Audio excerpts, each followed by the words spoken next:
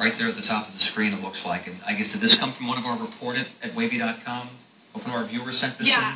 This tree is very, very big. I mean, these are, as far as from where we've been on the peninsula, these are some of the bigger trees in neighborhoods, and it did split in half. Now, the rest of that tree is still standing, but even splitting in half, I mean, it's a very, very large tree, and, no matter where it fell, it's obviously, unfortunately, in this case, it took a life, but it was going to cause damage no matter what.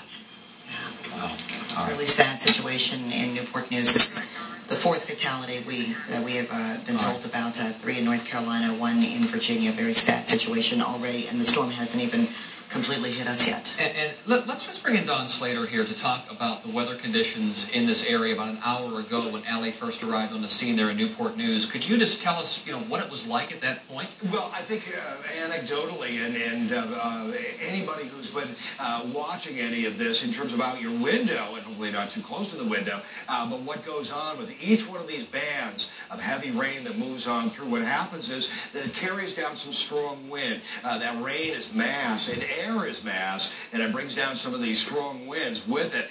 So every one of these bands of heavy rain that we see float on through the region, we see a real strong area of winds gusting to around 45, 55 miles an hour as they roll on through. Now we're going to see winds stronger than that quite likely later this evening as it moves on through and get everybody off the second floor. Obviously this is an apartment on the second floor.